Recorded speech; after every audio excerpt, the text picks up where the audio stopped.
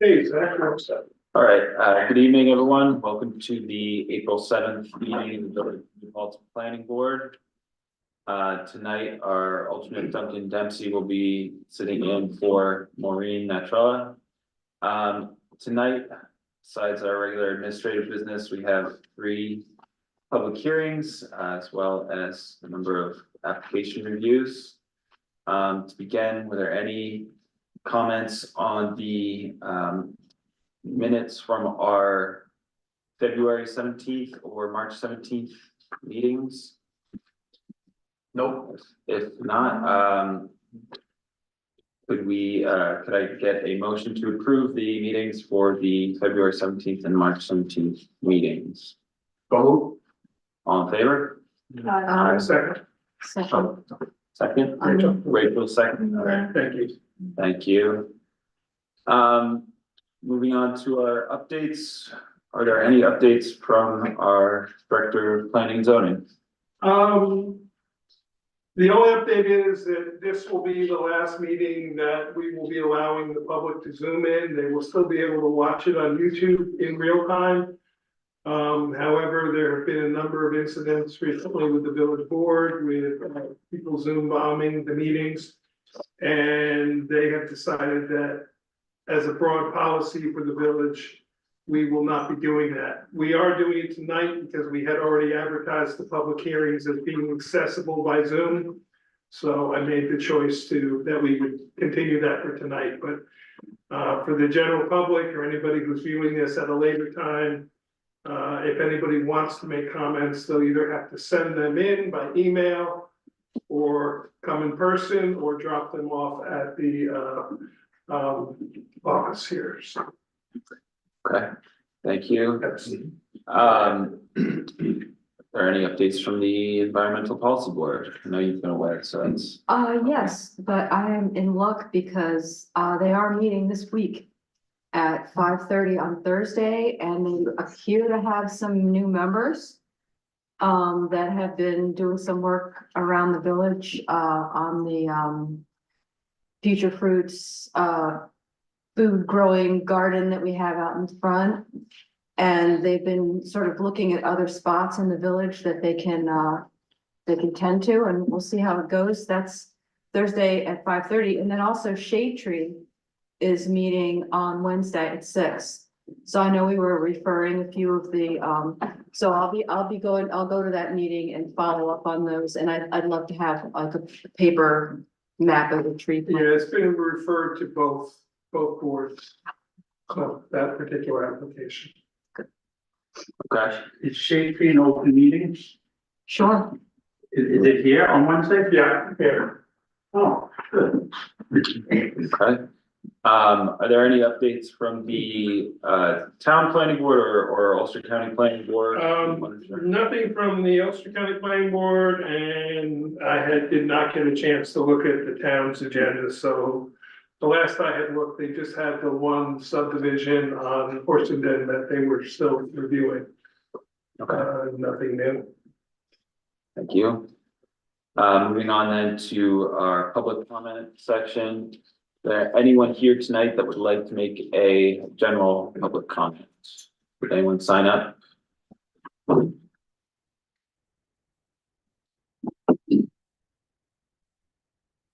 No. Okay, and if anyone is here to make a comment at one of the public hearings, please sign up if you haven't already. I have it over here, if anybody Yeah. wants to. Thank you.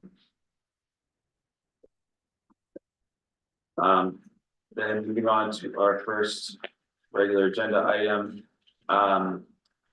We have a decision for PB 2602 137 North Chestnut.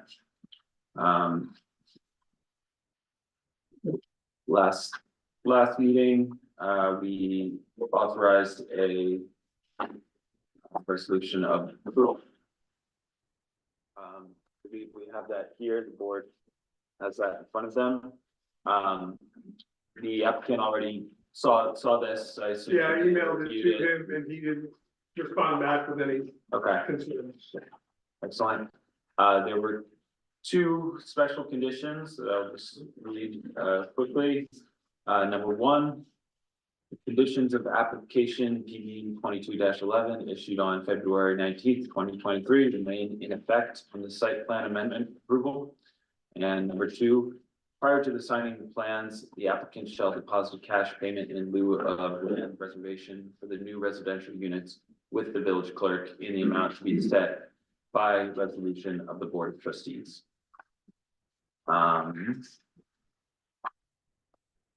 Okay. Were there any questions that the board has on this resolution of approval before we vote?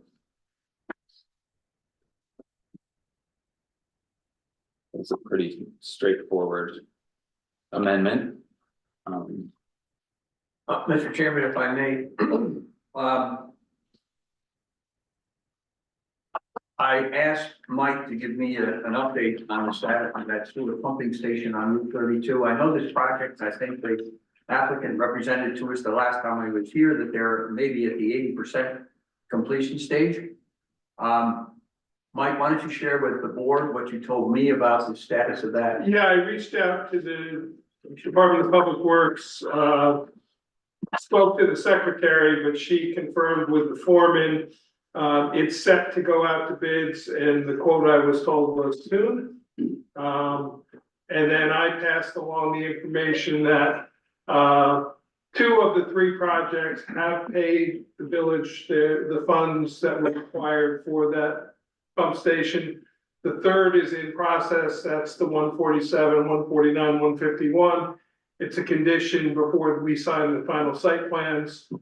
They're working toward getting all that done, and so I'm anticipating that when they present that, we'll get that third check as well. So the village has secured the funds. I think it's been in the design, I'm guessing now at this point that it's been in the design stage. And it will be going out to bids in a soon was the answer I got. So there was not a date, but. And I know this is dangerous for me to do, but I assume they can't get a CO until that pump station has been. I don't know that the pump station was required for each unit independently. I believe it was for the combination of the three, but we'll confirm that, so. Okay. Thank you, Mr. Chairman. No problem. Can they even be hooked up to the sewer I- until that? That's up to the water and sewer department, so I don't know that answer.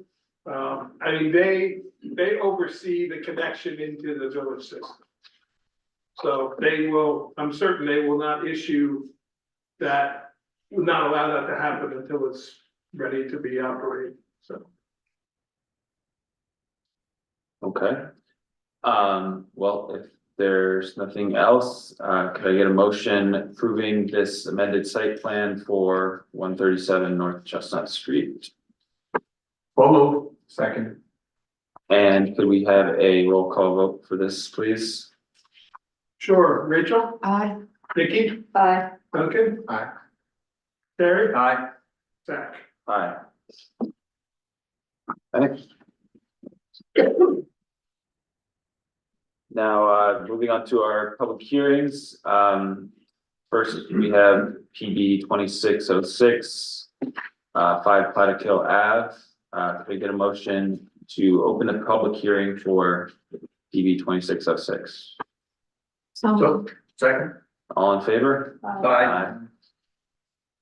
Is there anyone here that would like to make a comment on 5 Plattekill Ave, Sideshow Restaurant? Just for the board's information, this was referred to the county planning board, which meets tomorrow night. It's your call whether you want to hold it open and wait for their comments, or if you close it, if there's anything of any significance, then we could always reopen. So it's your choice. Yeah, I don't anticipate them having any comments. It's a pretty small change. It doesn't affect the, roads or anything nearby, but I have a question. yes. Why was this referred to the county? Because of the location of it, it's within 500 feet of a, state or county roadway. There are certain things under the exception agreement that are very clear that they don't have to be referred. This was a gray area and chances are it's gonna come back as what's called a no county impact.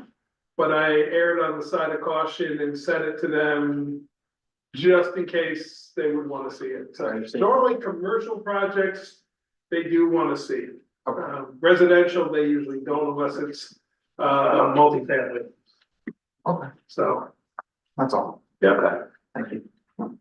Well, if there are no public comments, could I get a motion to close the public hearing for PB 2606? So, second? All in favor? Aye.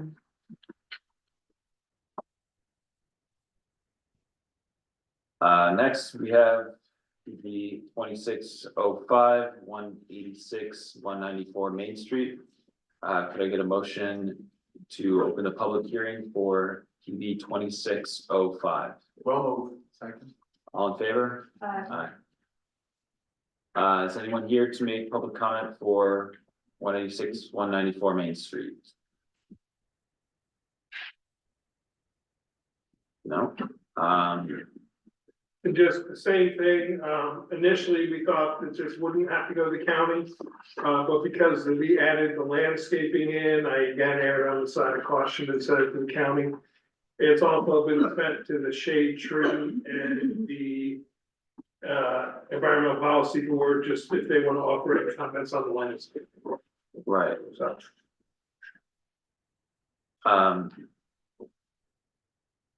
Yeah, I'm inclined to hold this one open for another meeting because I do think there might be some comments back from one of those groups.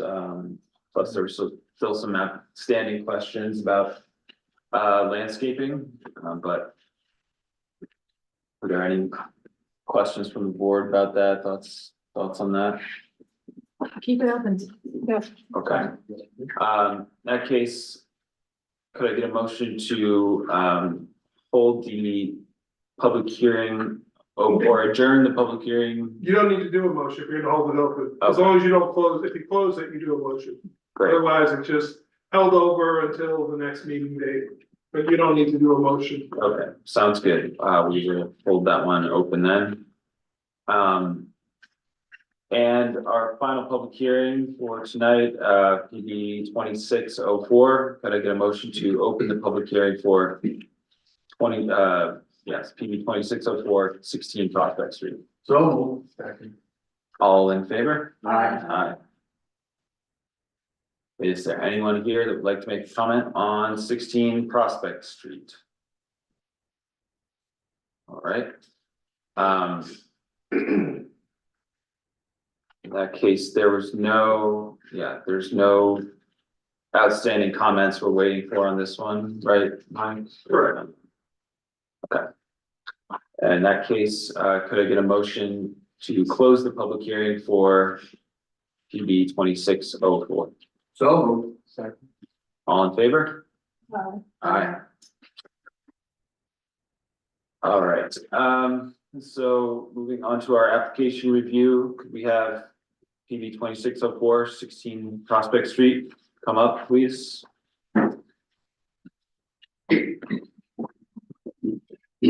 There's a photocopy, just a small section in your packets. We had asked the applicant to show where the landscaping had been planted, and it is marked on the.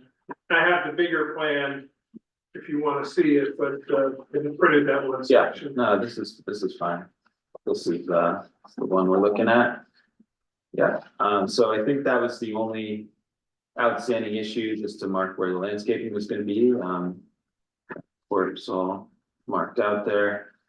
And let's see what any other outstanding issues with this one.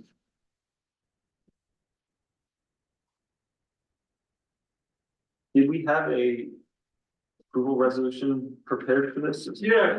Yeah. Okay, 16 Yeah, Prospect. I see that now. Great.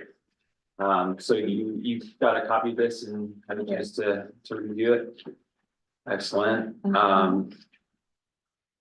So just quickly go through the specific conditions of this resolution of approval. Number one, all the conditions of the previous zoning board of appeals area variance approval are incorporated herein by reference and remain in full force. I'm not gonna go through all these. You have those, from the previous approval. And number two, all the conditions of the previous site plan approval are incorporated herein by reference and remain in full force. So were there any questions by the board about this resolution? Any questions for the applicant? Nope. Okay. In that case, would I get a motion approving the site plan amendment for 16 Prospect Street, PB 2604? So moved. All in favor? Aye. Actually, could we, Oh. yeah, could we do the Sure. roll call? Rachel, Aye. Vicky, Aye. Duncan, Terry, Aye. Zach. Aye. Great, so we will get that signed and over to you as soon as possible. Okay, great, that's, Yeah, they're all done. okay, all right, thank you. You.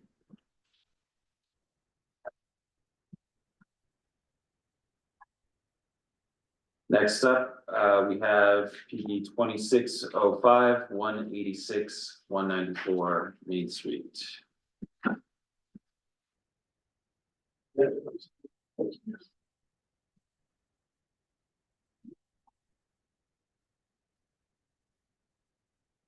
Back to the board, I was asked to look back at past approvals.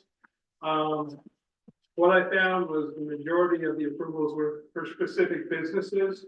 But I did find two things. One was the sign that matches what's there now, and that was approved directly by the building department at that time. And then there was one planning board approval in 2002 that I included the decision and the plan that went with it for a specific landscaping plan. The parking, it looked like, was approved. There is a site plan from 1987 which shows the parking that matches what's there now. Right, So it either predated that, and that was just furnished for some reason, or there was no stamp on the drawing, so I don't know if that was an approved plan or just pre-existing. okay, So that's what I was able to find. thank you. Yeah.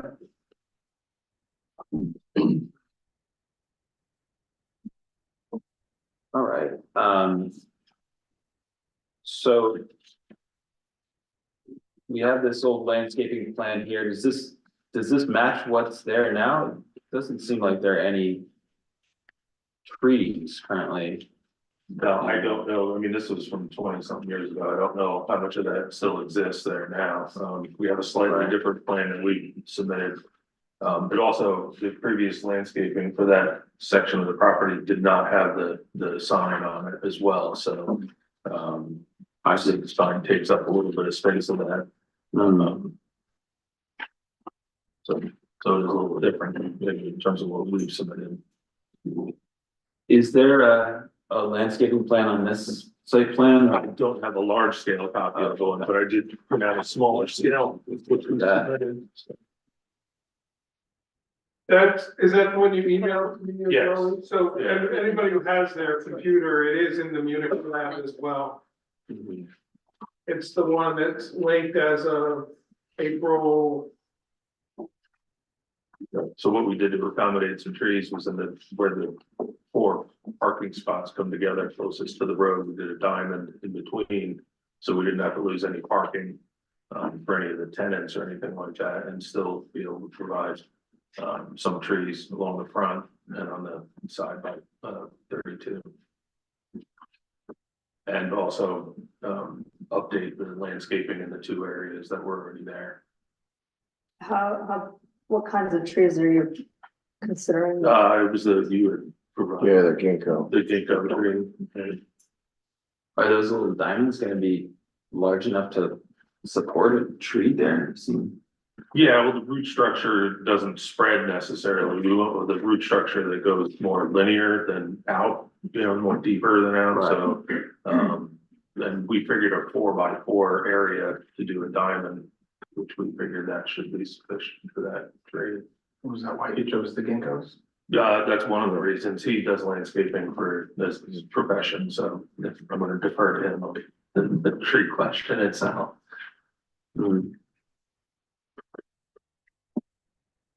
Okay, and are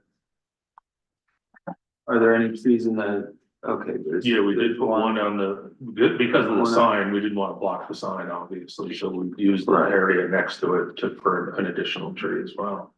See, Around the sign, we did lower juniper type shrubs. I'd almost prefer all shrubs because of the, it's the school crossing. Oh, As much okay. as, I mean, it's, certainly. I don't know how much you cut into the visibility by putting an actual tree there, but it's a particularly sensitive thing. down here, No, I think they cross. this is, oh, you're talking about just the intersection, the Yeah, signaled the intersection. Yeah, I don't think they're supposed to cross over there anymore. But I I don't- think, if I remember correctly, there's crosswalks on all 4 intersections. Down by the actual building, people used to cross. Oh, by the actual building. I don't think you're allowed. No, yeah, I think that's. the crosswalks are all at the main intersection at the traffic light. Right, sure.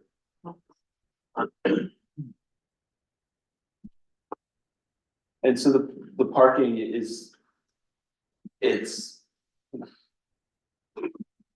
full enough that you don't want to remove any spots, even the two, closest to the edge there along the. Yeah, we really, because it is not, parking is tight there now, and we really, for the purposes of the tenants and their businesses, we didn't want to remove any further access for customers to be able to get to their.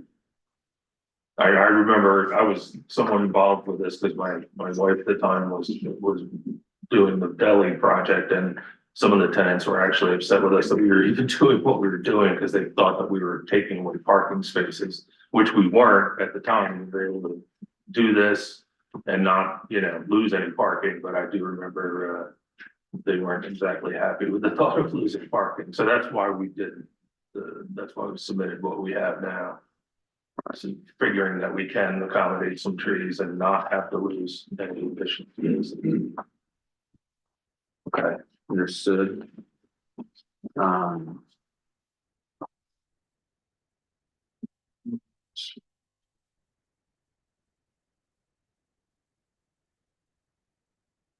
See.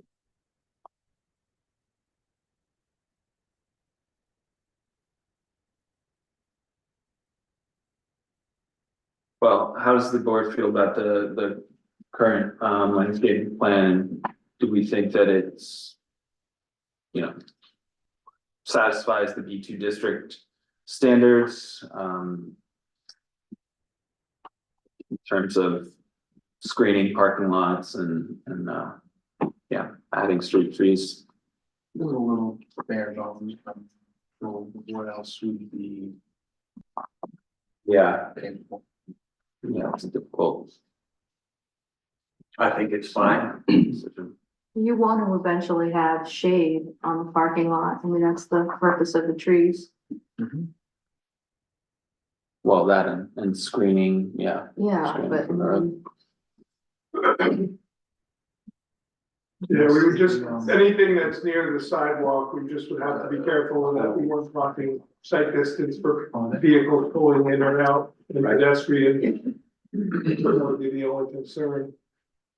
Yeah. Yeah, I think given where it is and It is. the amount of traffic and trying to encourage pedestrian walking, I mean, I know campus, not just middle school students, but people who are going to the college, it's a high foot traffic area. it is. Okay, well, I appreciate that you added a few islands in there and you know, I'm comfortable approving the, oh, sure. Comfortable moving forward and authorizing the resolution approval. Yeah, if you get feedback from either board that you want to incorporate, we could just add it to the resolution at Sure, time of right. discussion.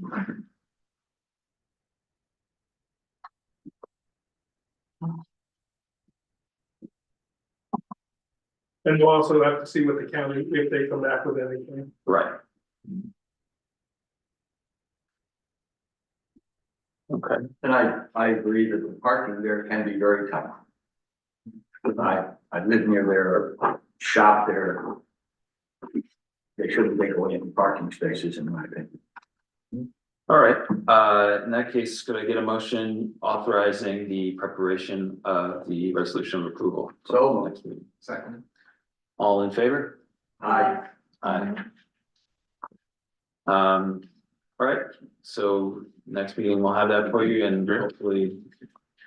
Yeah, we'll hear back from everyone. Excellent. And then any comments we receive, I asked for them to be back early in the week, so I'll get forward. Yeah, just let me know. Thank you. Thank you. Thank you. God, thank you more to it. Yeah, thank you. Um.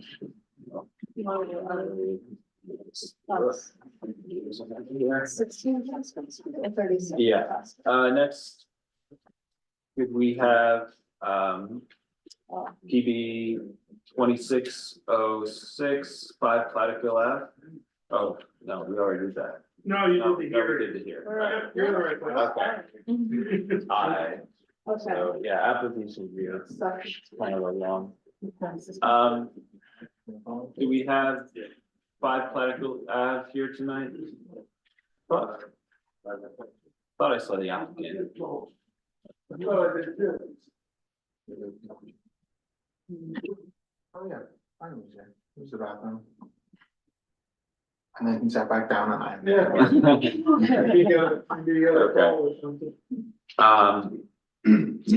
You could- Well, maybe we You can, could just move on. yeah, We'll table this come back. one and Yeah. come back. So in that case, let's move on to PB 2607 37 Prospect Street. Thank you.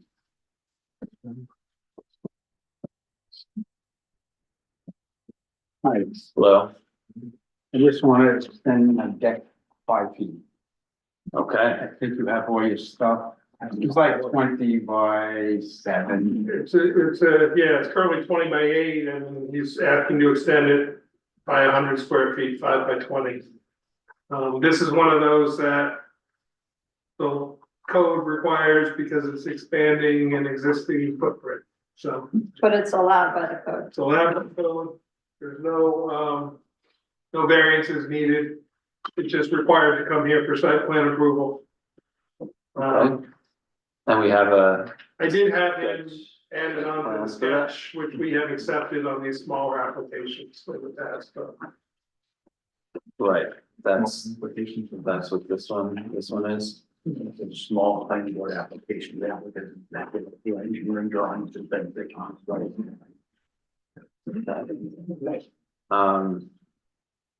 And for the board, I'm gonna incorporate that into the code as well, that the board has the ability to waive certain aspects of the full site plan, so they don't, somebody like this doesn't have to, if it does come to the planning board, they don't have to pay the money for engineer drawings and for a deck extension. Right, In the little future, one. Yeah, go on. in the future, would one of these become a minor site plan? In this case. Okay. Yep, absolutely. Well, unfortunately, Here I am. we're glad to have. well, I don't have too many questions about this, it's a pretty straightforward one, but there are a couple. Steps we can take tonight, so first, can I get a motion classifying this application as type 2 or seeker? So, Second, All in favor? Aye. Aye. And, could I get a motion to, set the public hearing for our next meeting in April, April 21st. on April 21st? Second. All in favor? Aye. Aye. And I think at this time we could also authorize the resolution of approval. So can I get a motion authorizing the preparation of the resolution of approval for this? So, So, Second, all in favor? Aye. Aye. So we'll see you next time for the public hearing and hopefully the. Okay, very good. Thank you. Have a good night. Mark, I'll email you by the end of the week, the list for the mailings. Sure.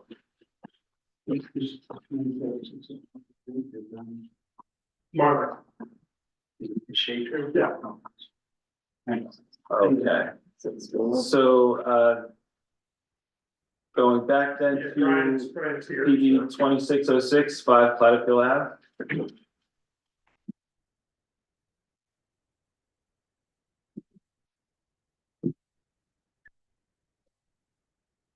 Back. So here. For it to be. So I don't believe we. Have too much else, no changes to the. No, just having application. more detailed rendering if you wanted to take a look. I think, Sure. yeah, see what those. Yeah, when the board's done, if I can get one of those copies, that's great. Thanks, Frank. This is this to scale or That's a just a rendering to visual? scale, yeah. Okay. Yeah, it's a different site. But it's the same dimensions. Right, got that's a lot of trees. it. yeah, we wish there were that many trees around it. Fine.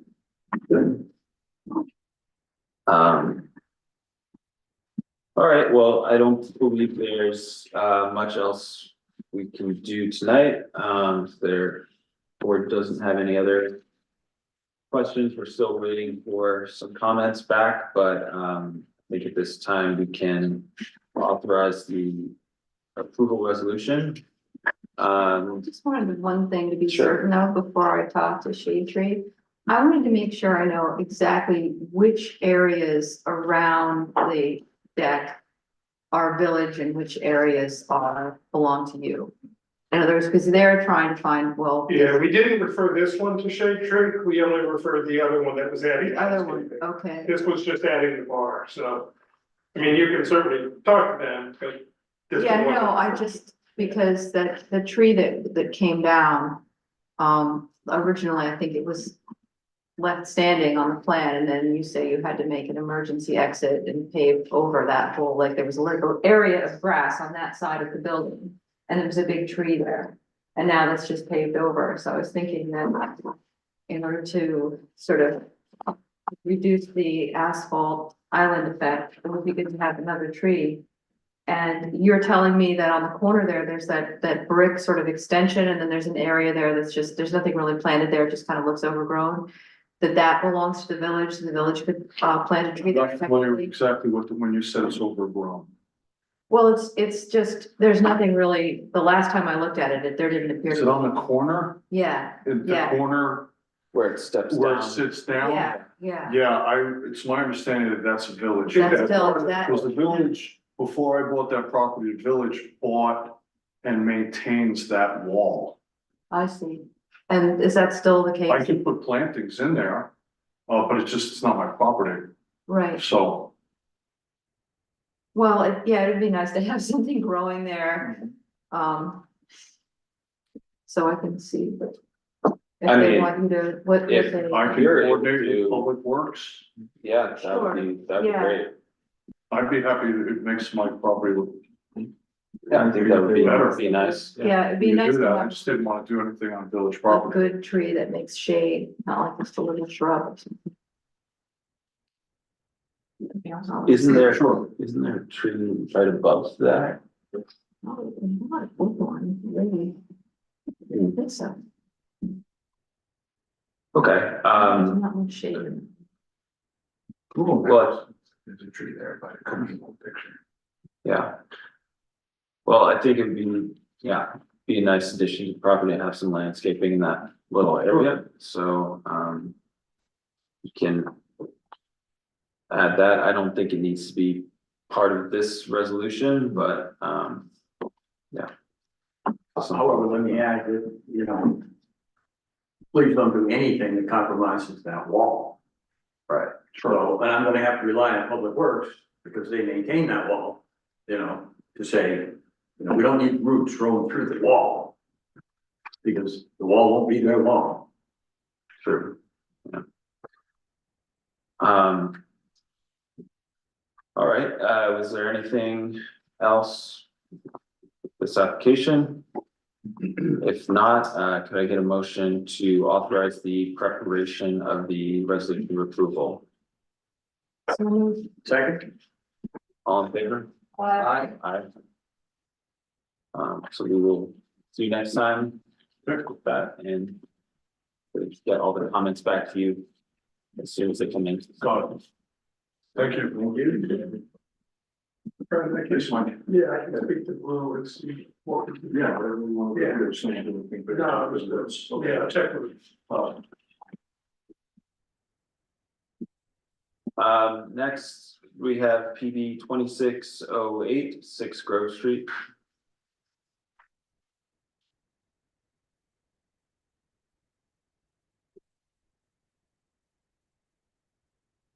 Hello? So could you give us an overview of your project? Basically just, wind shed in the backyard. There used to be one on the property before we did a renovation, but they had to get torn down because the prior owners had subdivided the lot, but it was on top of the property line between the neighboring lot. So we had to tear that down as part of this prior renovation. We just want to have a vendor shed, shift it over about the same size as the old one, just in proper place. There's elevations and the sketch plan in your packet. Is it a two-story? It is. All right, and we have the determination from code enforcement.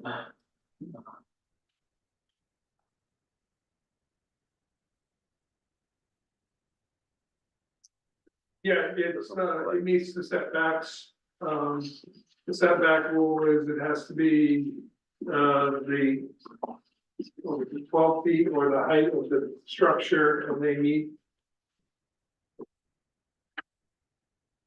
See, 12 and a half feet, or the 17.4 rear yard is the height of the structure, so. okay, And the side yard is 12 and a half, and 12 feet is what's required. So no variances. Is this a push prefab? Yeah. So you're just gonna, it's gonna be delivered and just. Is it going on a pad or is it just going directly on? Gravel. Gravel pad, okay.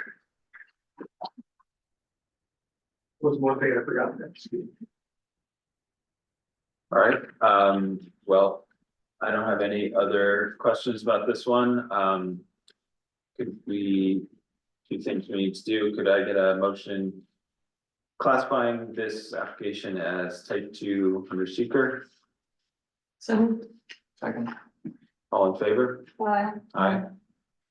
And could I get a motion setting public hearing for April 21st? Someone. So moved. Second. Second. Sorry.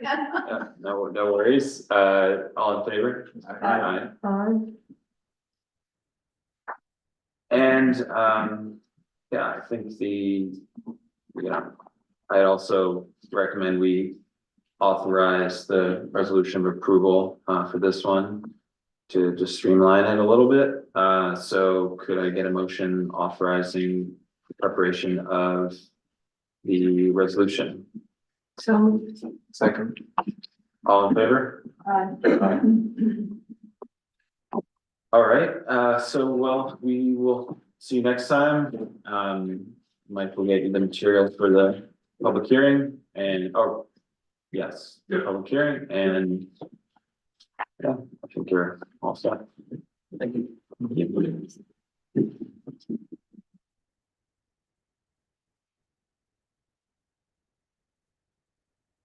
Right. Which one? And lastly, do we have PD 2515 Broadhead Street, Huguenot Street, please?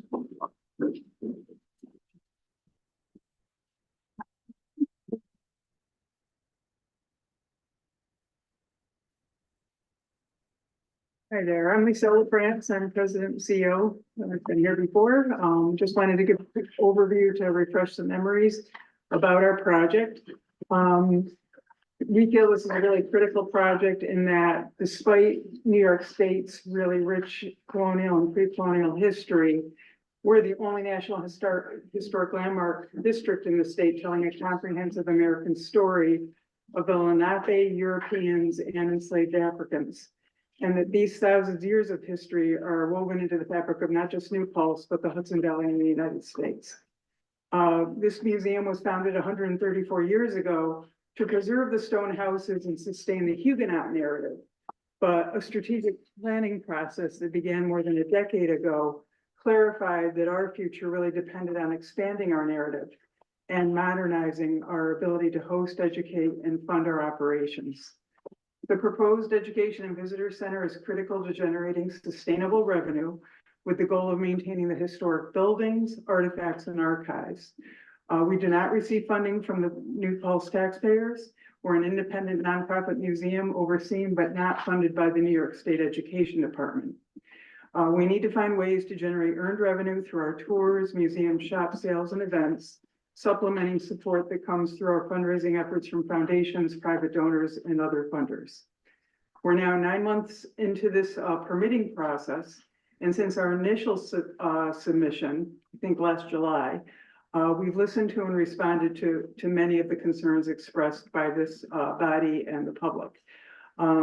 So just to quickly give an overview, and Jay can certainly speak at a deeper level on any questions you have.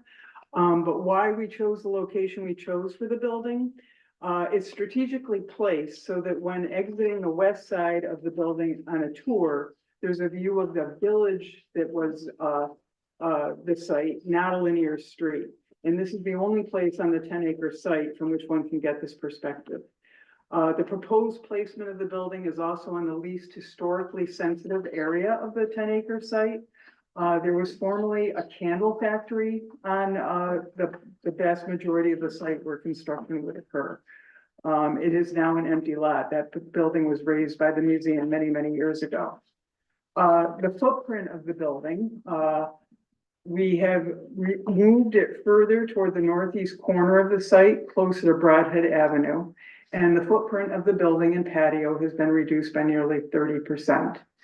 The square footage needed for programmatic functions in the building was actually determined by a master site planning process, which included an analysis of how spaces across dozens of on-site structures are currently being used. And that's why the size is as was proposed. The modern design of the building does indeed follow the Secretary of the Interior standards for the treatment of historic properties for new buildings within a historic district. And we received an assessment from SHPO in December that issued a formal determination of no adverse impact on historic resources. Subsequently, the Technical Preservation Unit also reviewed an updated renderings that made modest revisions to the column design to make them less rustic. That's what they wanted to see. We've also completed the required archaeology. The Division for Historic Preservation's Archaeology Unit confirmed that the 2 archaeological sites identified within the project's area of potential effect have been fully documented and that no further archaeological concerns remain for the project. Parking and paving have been reduced by more than half. Total parking has been reduced by 53% from 103 to 48 places. Total paved parking spaces has been reduced by 60.6% from 71 to 28 spaces. And all grass paver overflow spaces have been eliminated, replaced with stabilized grass lawn areas. Stabilized means only that the ground will be leveled and secured to prevent ruts on those few occasions for large events that need to be used for overflow parking. The notion of shared parking with the Reformed Church of New Paltz has been raised. But the problem with that is that parking is at a maximum on weekends for both institutions. You know, the church has their thrift shop, which is open on weekends, and the Little League field is in frequent use during our peak visitation on weekends. They need to keep their parking and we need to secure new parking. Tree removal, is still, being very carefully assessed, but through careful site planning and repositioning the building closer to the northeast corner, we've reduced healthy tree removal by 53% from 15 to 7 trees while maximizing open space preservation, and the picnic grove has been preserved. Unsightly and potentially hazardous trees do need to be removed across the area. These are mostly non-native Norway spruce identified as in decline, diseased, or damaged. As far as the traffic impact and access is concerned, Labella Traffic and Parking Assessment was that the proposed project will significantly improve existing access and parking conditions while ensuring no increase in traffic generation, as we don't intend to substantially expand programming scale or event frequency. The driveway has been narrowed and includes a one-way entrance on North Front Street, where there already is an entrance on North Front for the old carriage road to Deo House, and then two-way access on Broadhead Avenue. And also proposed are simple gates that will allow us to flexibly control access and prevent cut-through traffic. Can I just get one point of clarification? Are these the same updates that were presented to us in February The same at the joint meeting. at the joint meeting? Okay, I'm just, Yeah. I'm just trying to track what Where we are. Just because we recognize that two members weren't there. Okay, So thank you. you have actually seen all of this. Okay, 100%. okay, And you've heard all of Good this. memory. okay. And then finally, the impact on wildlife habitats. Labella Habitat Survey confirms that remaining edge habitats will continue to support wildlife, with winter tree removal specified to protect northern long-eared bat and Indiana bat populations. So those are kind of the changes in a nutshell. Yeah, so exactly that. So this, what you're seeing here is exactly what we did at the joint meeting. That what's happened since then is we've been working on actual engineering documents that, so we could submit those, which we did, review with their consulting engineers and go back and forth. So that's what's been happening since then. However, all of the reductions and everything else that we just discussed, it's essentially we wanted to present it so that everybody on this board could hear what was heard a couple months ago. So what you see on the screen, just to sort of fill in what Lizelle was mentioning, is the overlay, just to give you a point of reference. What was in blue was what you saw originally. What's in green here is what's currently being proposed on the site plan, just to show you a point of reference, right? To see, okay, the patio was here, now it's here. The parking was here, now it's shifted over. The driveway was wider, now it's less. So we did this purely as a way to visually understand what's being mentioned there. The rest of it, as Lizelle mentioned, the SHPO comments, so we received that. That was a big, important document for us. We issued no adverse impact, which we went and reviewed, of course, with HBC as well. The one comment that they did have is that they felt that the columns were a bit too rustic, so they wanted those more contemporary. So we adjusted those to be more contemporary according to their recommendation. And so then they issued a letter stating that there was no adverse impact, both on the architectural aspect, the building form, shape, size, and appearance, including materials, as well as on the visualization analysis, which we did from, I think it was 12 different points on the property. We've submitted all of that. It's no point going through it unless you'd like to. As well as they took a look at the archaeology, and as I mentioned, they found that unless we encounter something on site, which we have to do anyway on a site like this, that we have to bring that to their attention.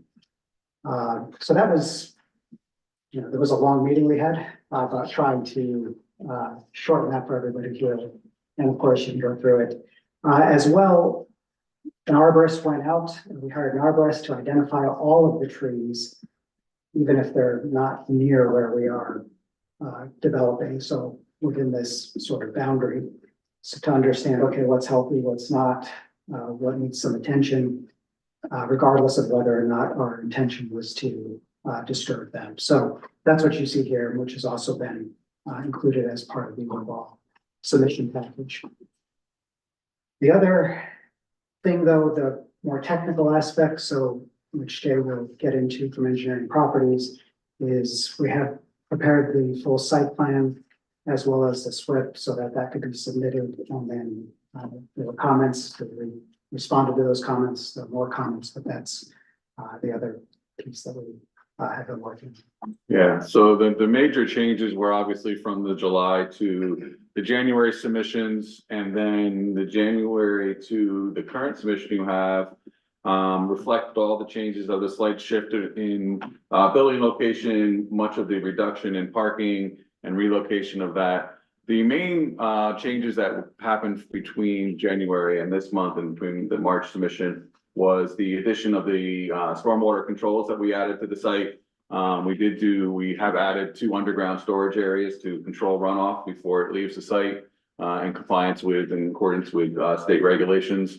And a lot of the other changes were very minor in nature, very technical, to just clean up some details, to better clarify some things, to better show further compliance with the code of how we were complying with the village's code. So that was what the engineer's comments were about. So we've made all those changes to the plan, resubmitted back to them.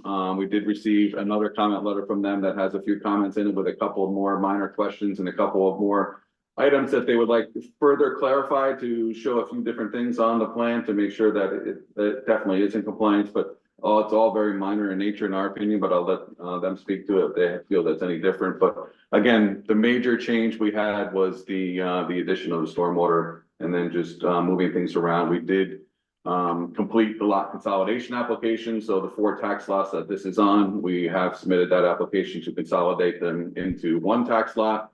We've updated all of the bulk tables, so now this is all referenced as 1 lot with all the existing features, existing buildings and proposed buildings and all their setbacks and lot coverages to show that everything still complies. So that's the majority of the specific questions you have. We'll be happy to answer them.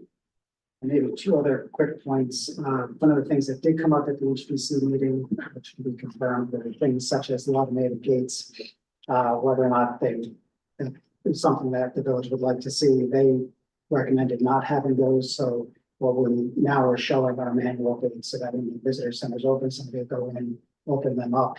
In future submission will show what those would look like, so that can get approval as well. But more of a decorative nature, but also still to prevent people from crossing through where the visitor center is not open. So those gates are at the southern. So there'd be 1 here, and then also at this entrance here. They'd be a both. Is there gonna be a fence around it? No, But it's only one way. it's 1 way from this Oh, so direction. it's a gate across the road? Yes. Is that what you're saying? Across the driveway, right Oh. here. And then also at this entry, so that when the visitor center is closed, that this is 2 way here. The 1 way stops at this point. So 1 way comes this direction. This is where the parking starts. So at that point, there's also gates from here. Oh. So the gate locations haven't changed. It's just the style and how they operate and when they're in operation. So that was the one thing that we wanted to mention. I'm sorry, can you repeat the change in the gates? So instead of automated, they're manual, and then they will, Okay. yeah, so instead of like a kiosk where you put a card in or you do something, it is, when the visitor center open, it'll be open. So it just affects car traffic going into the parking lot, doesn't affect any pedestrian traffic. Correct. Yeah, Correct. eliminating becoming a cut through. It's just to prevent it to be a straight cut through, yes. That's all it's for. So that was in direct response to the comment that was made at that point. The only other thing too was, I look at my notes from that meeting, was regarding the access point here. So there was questions on this being emergency or not, down at this lower section. That is, our intent is for this to be a main entry point, not to be an emergency only or bus only. So there were many reasons for that. One of which is we do find that a significant amount, those that are coming from the south or west, you know, we understand New Paltz, right? That's why the way I come, you sort of cut through, you don't want to come into the center, so you cut along the river and then you get there. But when you get to that point now where you're at Huguenot Street, you actually have to go out to 32, cut around and come back in. So this avoids that as part of it, and that becomes a central piece of the design from that standpoint. Of course, we're still trying to figure out where the address would be, because that, you know, working with the post office is regarding where that is as well. So whether it be off Broadhead or North Main Street. So those are the 2 points, I think, after that meeting as well. I have a comment about the driveway entrance. I thought about it more since the joint meeting. And I'm familiar with that area. I drive up that way. Like you say, I go up that way, so I don't think it would be a little forward. Something that concerns me is, I remember you said you wanted that long driveway to cut through for emergency vehicles, otherwise, sure, otherwise leave the circle up on the other side. That's a very narrow, pretty high traffic area, and I'm trying to wrap my head around buses or fire trucks or any kind of large vehicles trying to get into that driveway down on North Front Street, and it, especially with parking on the other side and, you know, drivers and pedestrians, it's a little concerning trying to get, if there's like a tour with 2 large buses trying to come in through there, would they come from 32 and go down past Augustas and maybe like bank out and come around, or would they come over from the bridge and go around over the speed bump around those twists and turns? That's something that was in my mind, that's a concern. Well, on the public roads, these public roads are actually designed according to what would be required for your fire trucks. So the entrances also have requirements. We can show auto turns as part of that. They're on there, right? So actually I've shown that. I think to So the this- point, though, it was raised by a community member who lives across the street, that there was a concern that the parking across the street really isn't accurately reflected on that. So, yeah, It's street parking or The street The street parking, parking, but but also it's the- used Yeah. by the The residents housing. there. That's The- also Yes, main- there were people from town and country who spoke about their concern about yeah, the yeah. fact it's below Augustas, and I believe it may actually even be designated for town and country people. That was the concern. yeah, so we addressed that in the updated traffic study that. Okay. And what you're looking at here, as you can see, there's a bus turning, moving, the fire truck coming down North Front Street. They're still within their lane completely and can make the turn into our driveway. That one-way driveway is still 20 foot wide. So it's not like it's it's not like 12 foot normal lane. It's still 20 foot wide. So both the bus and the fire truck can make that turn without going out into the other lane of traffic or coming off of our pavement. So that's what this figure is showing. So yes. So we did this as part of that study that was also submitted, and to also address her concern. Thank you. Technically, trucks and buses should not be coming up from the bridge. That road is restricted, so I don't think buses would choose that because it's a complicated intersection, Exactly. I'm sure, For sure. but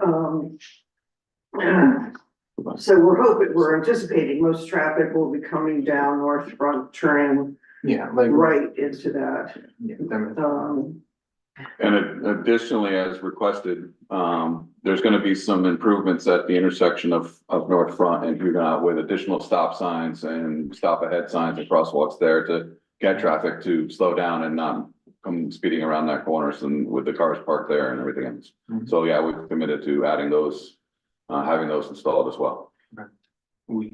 Someone from town and country, excuse me. I'm sorry, I was just asking if your group will be installing those or. Yes. No, we will. Someone from town and country also suggested that it be considered to eliminate parking in front of on the street there. But that's not anything we would be proposing, but they seemed very amenable to that. I don't think it's not necessary. It's not limited, I don't think, to Yeah, town not and to country village parking, because Oh, we own a house there that, oftentimes people park on the street, so. So the traffic study includes the entrance there to Town and Country and um, calculated the number of cars coming in and out of that as well. Didn't, That's the new one, the one that's listed as Labella right, traffic memo revision. right, okay. I'm curious how you determined that all that was necessary. I mean, I've lived here a long time, and the idea that there are going to be busloads of Hudson Valley history buffs coming in here to go to a museum, it's just, Children. it's. School group. It's gonna be school. Groups. but it's Honestly. also it's existing, right? Yeah. If I recall the Nope, we presentation. start next week. It's going.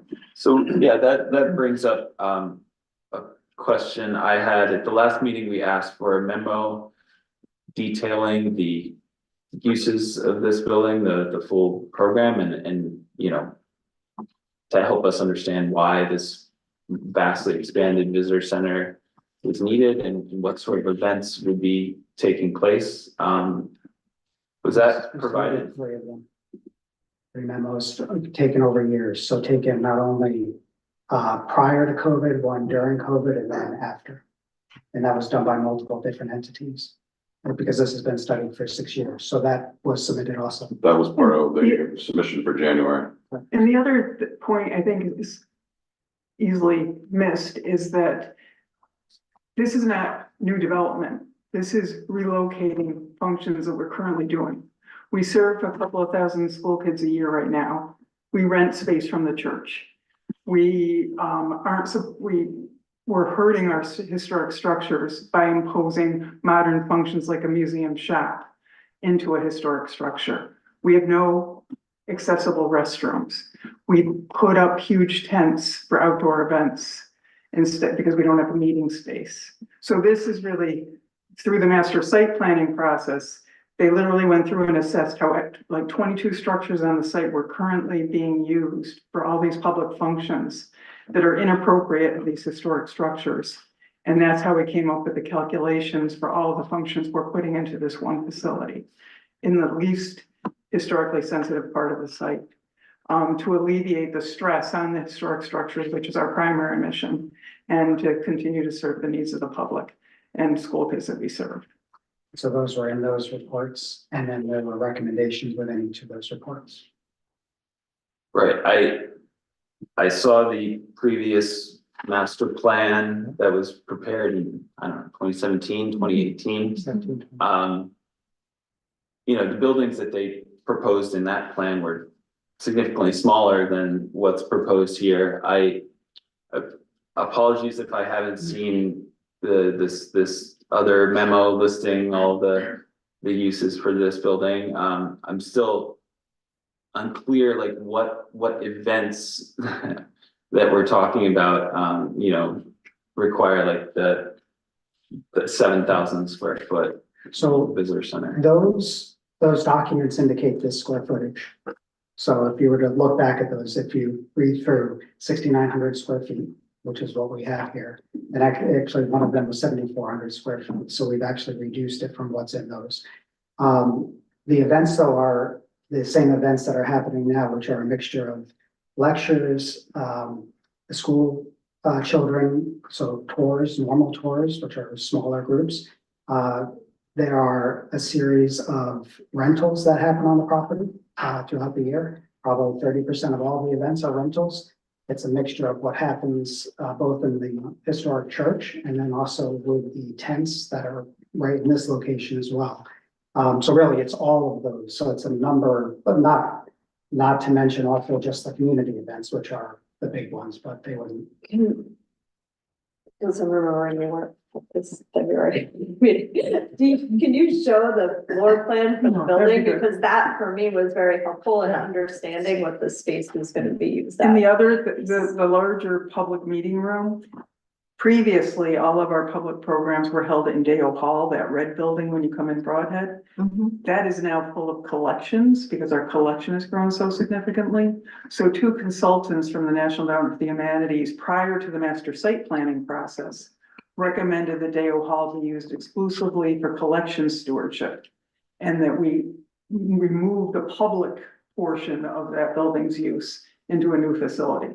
That's what started this project's thinking. And so we've lost public space that we've had in the past to hold lectures. And then COVID hit and we did everything virtually. And now we're trying to bring back on-site programming that will also be hybrid with people zooming in if they're in Europe or something.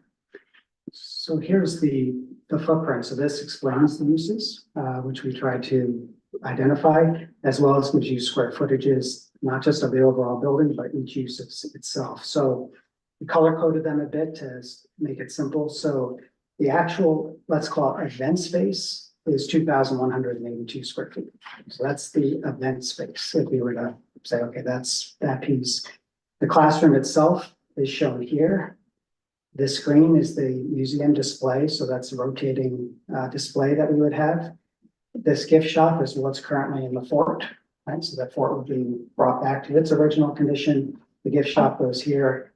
The new uses that don't exist anywhere are just this, the toilet rooms. So we have no accessible toilets in the facility, on the property. So those are new. Is it worth noting we have to expand that space now for new Yeah, actually, compliance? that's true. So this actually is going to get larger, just with the new, like, the new 25 building I code. remember asking about the ADA accessible bathrooms, and you said you did have them already. The joint meeting last time.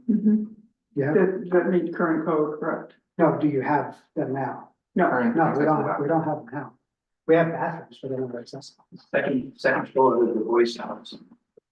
Oh, okay. Before. and then there are some in Dale Hall, we unlocked Dale Hall, but they're not There's not accessible. compliant under current code. And then these are the ancillary spaces, which are office spaces, so administrative. Mhm. And that's the uses. Then the rest of it's outdoor space. It's worth noting, I may have said this and I missed it, but the large room is for lectures and we have fundraising events that, you know, may have tables and chairs set up. And when we're not doing that, we don't have still, even with this, enough exhibition space. Well, exhibition space we are going to be using is when you come in against there's going to be a video giving some instruction. If you walk down the corridor to the bathroom and also in the other direction, there'll be material that will explain the story we're trying to communicate about how rich the history is. It's not just a Huguenot story anymore. We're not just talking about the Huguenots. It's the Lenape, the Dutch, the Walloons, the Huguenots, and right up kind of through the Revolution. So it's a complex story, but it's also amazingly interesting because the complexities, people think the Native Americans just went away. They didn't. They lived cohabitated, so to speak. They lived next to each other for a while. They shared space for livestock and things until it became complicated. Then they moved and they had to create more fencing and things to separate it. But it didn't.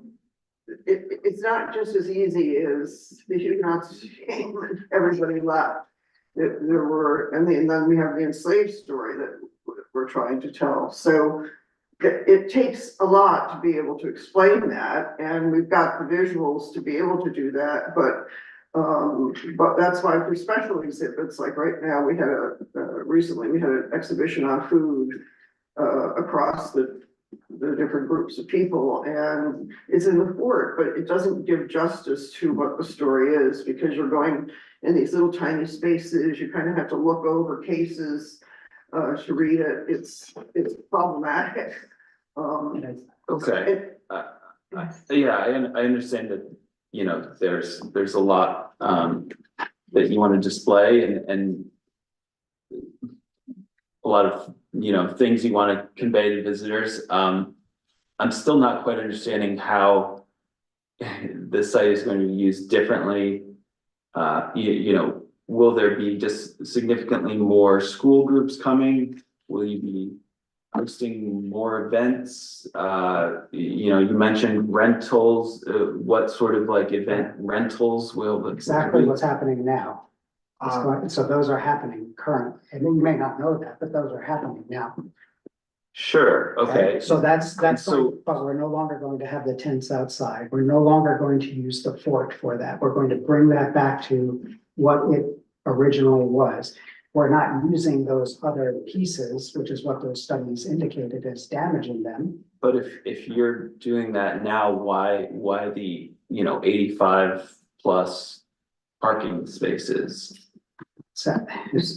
So if you look, so currently, what's our parking? I believe. It's 28 paved Paved spaces. spaces. So if you look. Okay, but then everything along the road there also is. That's not parking, That's, it's gone. That is all grass. That's not, there's no parking, in other words, perpendicular to the rail trail. That is all The only- grass. That's gone. The only time that will happen is It's when engineered for parking. it is. It is. So, but you understand what the engineering is, right?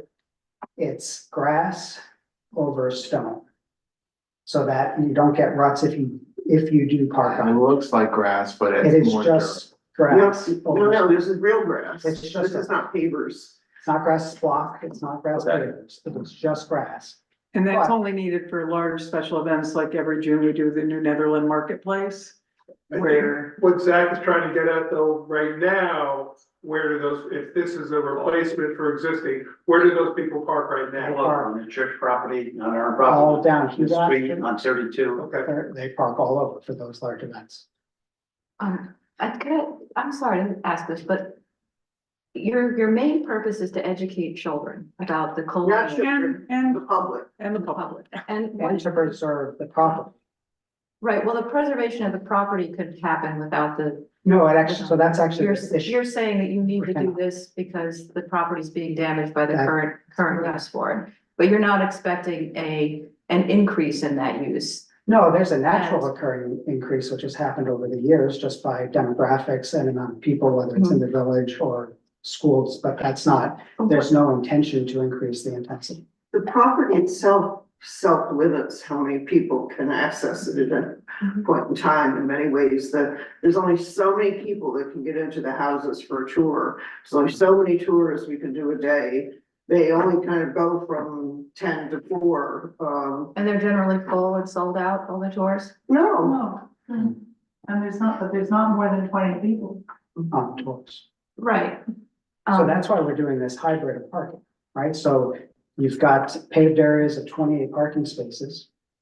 You have grass pavers here, grass block here, which is different. That's structured part, that's grass block pavers. And then this down here is just grass. And people could park over here if they want, but we do not want to encourage The that. largest events are community events and nothing associated with the historic Huguenot Street. It's the municipalities that use the largest events, Halloween, Christmas lighting, Juneteenth, Easter egg. Easter egg. Easter holiday. How would the building play into those events? Would it be Pardon? open? How would the or building play into those Would it be Yeah, open or? community events are That was the mostly paying outdoor. outside? Yeah, no, how would they play into it? The facility would be open, the restrooms accessible, we have, But that's the not- restrooms we have now, we open for all those community events. But this. We project staff is them. not for, like, to We'll satisfy. give that to the Right. community. Yeah. What's the Understood. main takeaway you would want a child to have after going to your Appreciation, appreciation for what? local history, For the local history? the individual personal heritage for those who have lived here, the multicultural experience. So an understanding and what's the average age of the child? Fourth grade is the big audience for us, For when American local history. history is taught. But really, it's understand the nuances of the interculturality of these groups that converged and were, you know, living amongst each other, interacting on a daily basis. I think everything is done in silos so that kids don't really get, or adults have an understanding of how these cultures were living together and good and bad. And, you know, the kids need to understand what New Paltz today is so influenced, and there are contemporary issues that can be informed by the history. And that's the good and the bad part of the history that we need to share. That, you know, historically, Huguenot Street, like all those other patriotic organizations, were celebratory. Now we've come a long way. We've done a lot of interpretive planning funded by the National Endowment for the Humanities, so that we can really dig in and get into some important issues that have not been explored adequately historically. New York State, when you look at other states, you think of, okay, take Pennsylvania, you think Gettysburg and battles that happened there. There's not much representing a full history in New York State, except for us. And we're the only National Historic Landmark District that is telling a complete story of the American Revolution, of all the influences that intersected and really made America what it is today. Do you work with any of the local native tribes when planning events? We work with all 5 federally recognized tribes that are associated with this site. Are there African American groups you work with as well? Yeah, well, yes, and we have very close collaborations with the Margaret Wade Lewis Center in particular. Mhm. And, you know, they're kind of a grassroots organization, and our staff has really worked closely with them, kind of mentoring it to some extent. But the great thing is that they focus more on the 19th century, so they can kind of pick up on the story where we leave off after the revolution. So, absolutely we do. The depth of the archives, which took 130 years to collect and build, and continues to be built, the depth of the archives and the collections drives scholarly research from all over the world who come here to do research in the archives. We're the only place that talks about this broad history and actually has the actual records of what happened here, because the There's more early records on settlers. There's more records on Huguenot Street than there is in Manhattan. Yeah, but are there works of art and literature? Yes. Artifacts. That's what Can I'm. I ask Mhm. what the planning board ask is here? I was gonna ask. I think this is a great discussion, but I'm concerned that I'm not here to evaluate your business plan. And, I know that everybody here has very precious time. And so I wanna hear what we have to hear so that we can make decisions. So can I ask that a different way from the applicant side? I 100% agree. So it sounds like the questions come up about why and how big and all of that. Currently, this meets zoning. The size meets zoning, the amount of impervious meets zoning.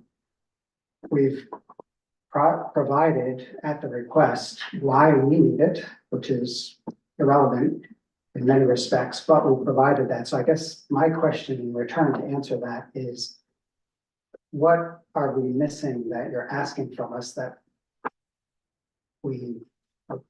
why the question? Well, this ties into the traffic, this ties into community character, this ties into the, you know, historic preservation, the open space, and yeah, I mean, I still have a lot of concerns that if the goal is to have people appreciate the history and understand Huguenot Street, that this building and this project is going to detract from that historic streetscape. I don't believe this project fits into the streetscape. I think it could be more carefully sited and constructed to let those buildings really, you know, tell the story. Can I address why we chose that location? I think we know why we chose the location. I think Why do you think we chose that location? because of where the, you know, it was where the candle factory was, there's, you know, some existing parking there, there's not a lot of, you know, trees and it's close to the road, it's, you know, on that road. One of the things, one of the reasons that we wanted this particular location is that when you go out of the west side of the building from a tour or whatever you're doing, you for the first time ever see a village. You see a group of houses and a wigwam and a chicken coop and a carriage house, and nowhere else on Huguenot Street can you get a sense that this was a village. You know, the linear streetscape diminishes that this was a community. So to that point, that's why those studies, which were done by professionals other than us, had expressed this exact location as part of that, and why, when we went to the State Historic Preservation Society, they gave us the same result as those studies produced and what we provided for them, for that very same purpose, that it fits into the surroundings. That is exactly what they're looking for on a historic, is on the historic property. And even the siting of it was all a part of that. So not only this building, but also the views from all around. So then you know, mention about traffic and the impacts. That's why we had a traffic study done, and that's why you have a consultant to review that. So, you know, I understand there may be a personal feeling towards it, but when we're looking at trying to establish actual studies and things that we could say, okay, here's what we've got different consultants to say this, or different entities to say it, including this one, and including the Historic Preservation Committee, or why we are. This is not a personal thing, this is a whole, you know, you had over 50 people come to the HPC and speak up. And there were not a great number of revisions after that meeting. I'd like to. I take exception to that comment. Okay. But yeah, I think that for me, I would like to refer this, you know, get our own architectural consultant to review this plan and see if they have any suggestions for. We are regulated by the federal government on how we can design this building. This board also has jurisdiction to. This cannot be an old charming little antique looking building. I'm not saying it has to be. But you certainly reference the style. So Right. if you're. But I don't think it's your job to judge the We do have. aesthetics of the, It's part of community character, especially given that this is in such a. but we were restricted by. And that's also why I believe you've got the Historic Preservation Committee, right? They look at that. Yeah. We are the lead agency. You are the lead agency, So right. we're ultimately, you know. However, if you look at, you know, just to get back to your question about reductions, I mean, we provided an entire set of analysis on what was reduced in the bill. I appreciate the. Didn't we still talk about that as we did it? In terms of the paved area though, That's what bothers me. yes, there's not. The That's. paved area was reduced by how much? I- But it's the driveway, going right alongside the rail trail like that. So if we did not have the driveway, we would actually have more pavements. You'd need a turnaround space for buses and 96 emergency foot vehicles. diameter turn. Fire trucks. That's, There's gotta be. And that road that's along the rail trail, there's all that existing woods and foliage that's in there that's not being disturbed. That's all being maintained. This is all being developed in the open area with a few select trees coming out. That heavy wooded area is all being maintained. Yeah, I know. The footprint of the building only sticks out, it's less than 25% of where the field is. So almost the entire building is on that grass field. It used to be the candle factory. Sorry, It used to be the candle factory. there used to be a candle factory. I guess I don't fully understand the role of SHPO and their findings versus this body. Because we needed to go to SHPO, which we've done, Yeah. and they found no adverse impact. For the viewing public, can you describe SHPO? For the State Historic Preservation Office, I'm sorry. I'm sorry about that. For them that are watching? So that's a separate approval that obviously you were required to get, but this board also has approval authority, especially considering we have to analyze these things under the state environmental, quality review. Quality Act. review act. Exactly, so really that's where, our board is coming from, we have to examine new things. But as a National Historic Landmark District, we have to comply with federal. Yeah, that's exactly, that's a separate, they are actually considered an involved agency in our So review as they well. trump anything the community wants in the federal National Historic District. If I may, hi everyone, can everyone hear me? This is Charlie Gottlieb, Land Use Counsel for the applicant from Whiteman, Osterman and Hannah. I understand the jurisdictional question. I understand the ask. Yes, SECRA does allow, an assessment from the lead agency related to community character. But something that's getting lost here is we are in a historic zoning district where cultural facilities are permitted with site plan approval only. Therefore, the village board, the legislative body of this municipality, has designated this property for development of cultural facilities, likely given because of the historic nature and the need to develop historical buildings and cultural facilities on the property. We're completely zoning compliant.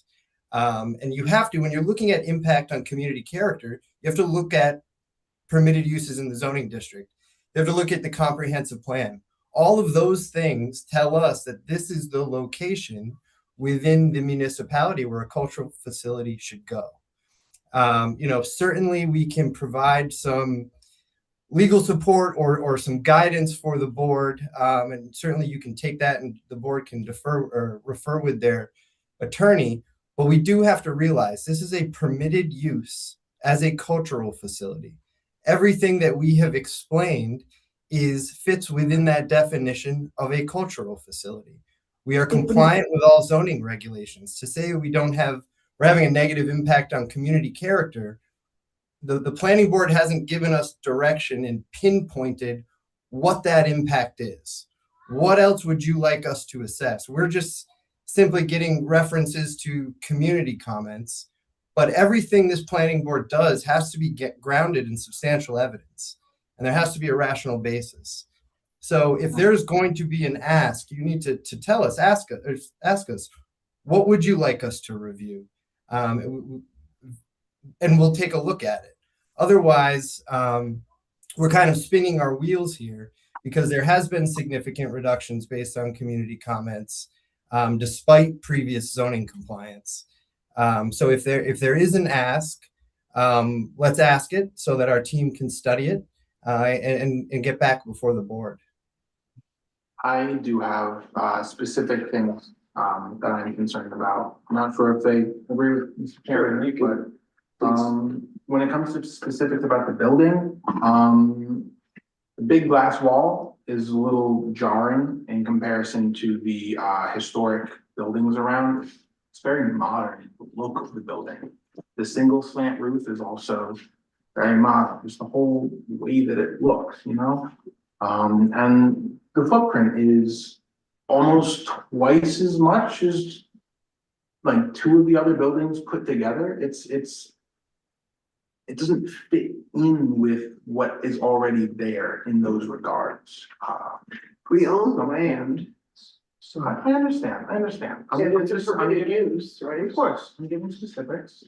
And one final thing is the not very few, but there's a few healthy trees that are on the property that are directly under the footprint of this building. Yes, this beautiful red, yellow, and green page there. I like this one very much.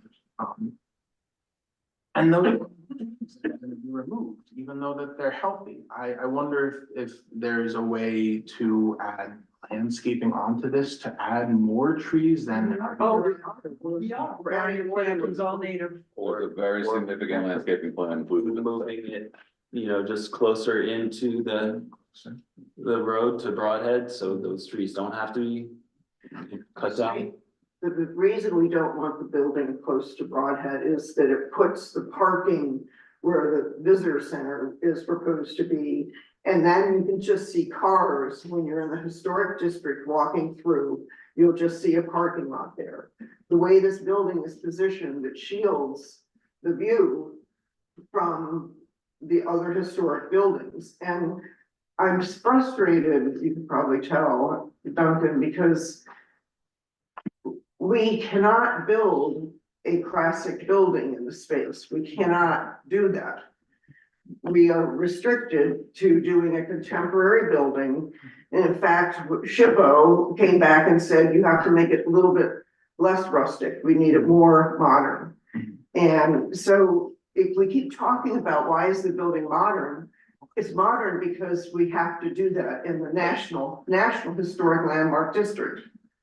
You just don't want to match. So if you look at the Department of Interior's documents, you don't want to match what's there. If you make a building look too historic, it could get mistaken. Yeah, there are other reasons for it, but.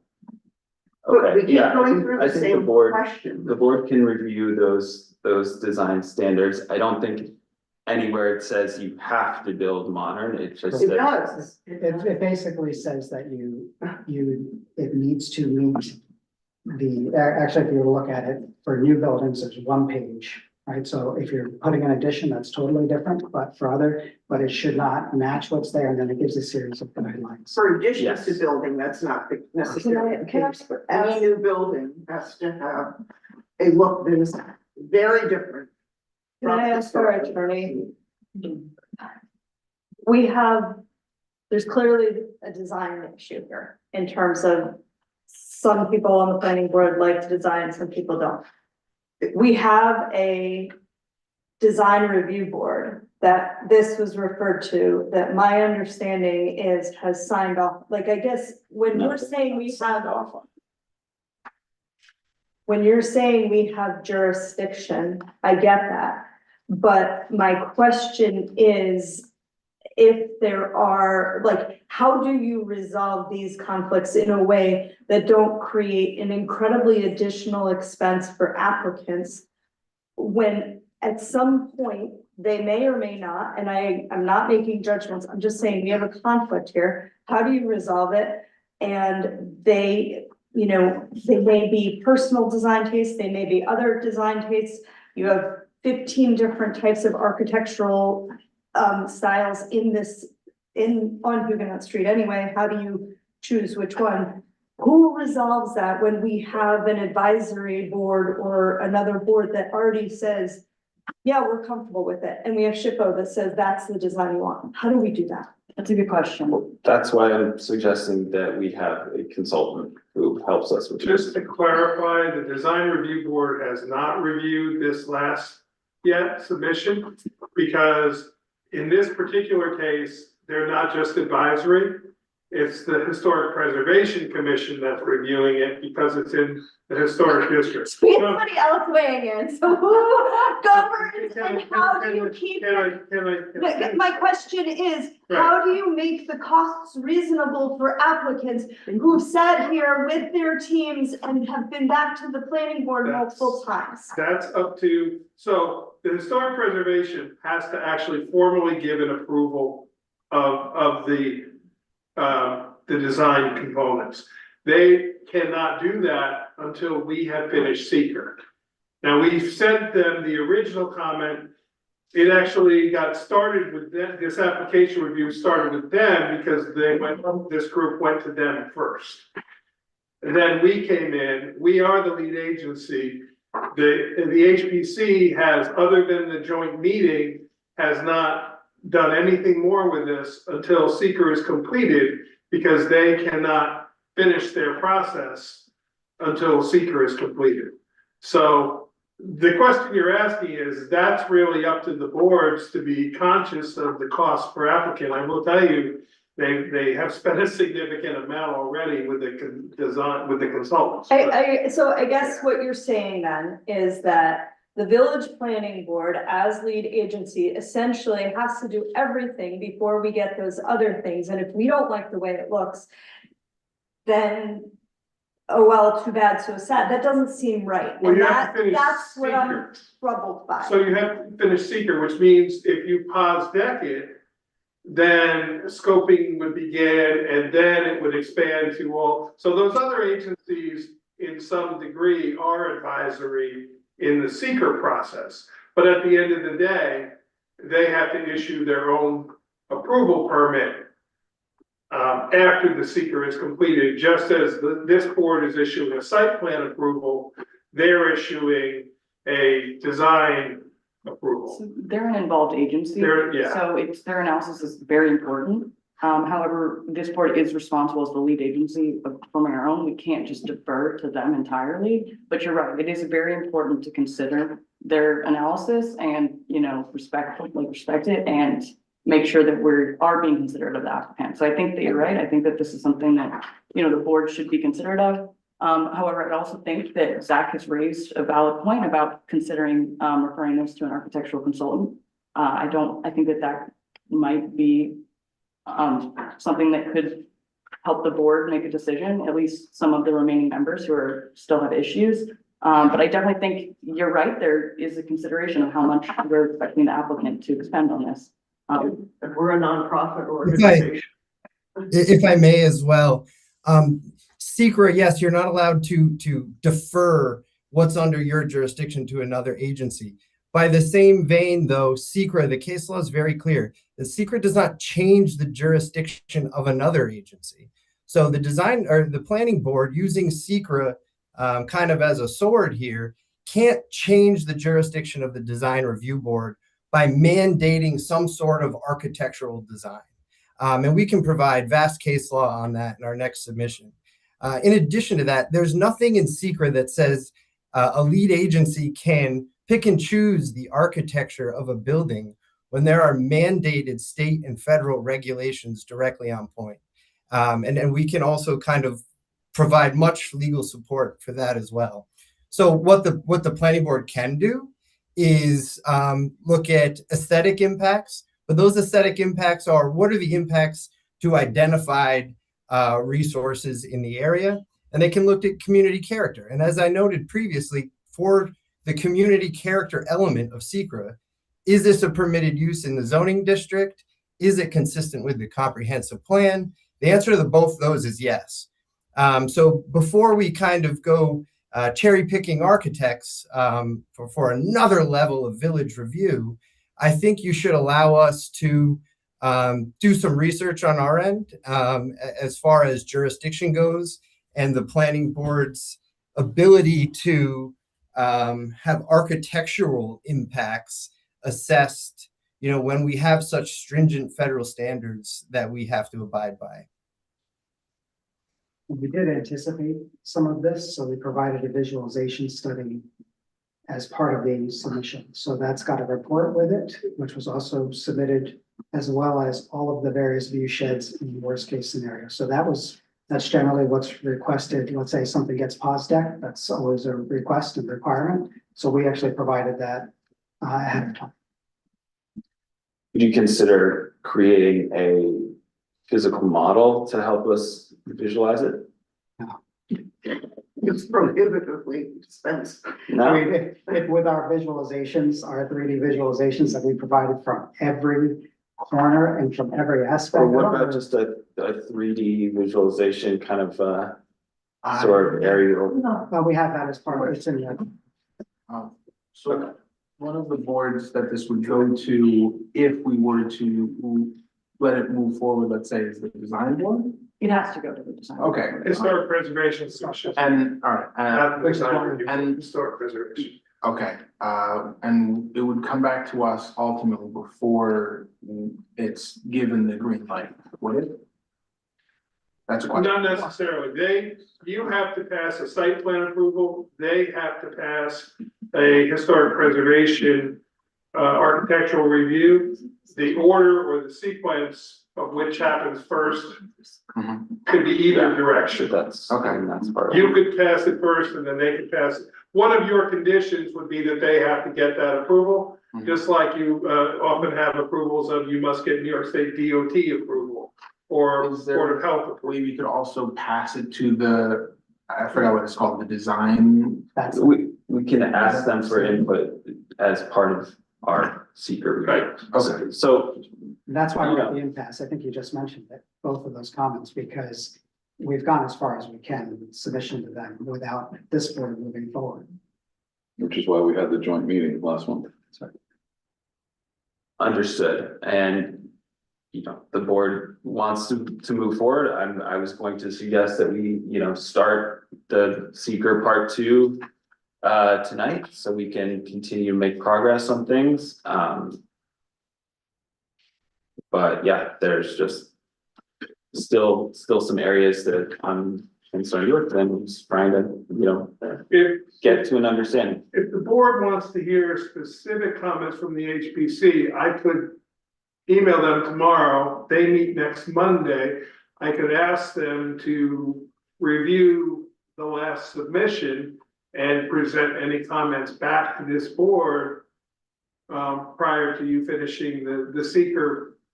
Who did we meet with in February The for our HPC. joint meeting? The Okay, HPC. okay.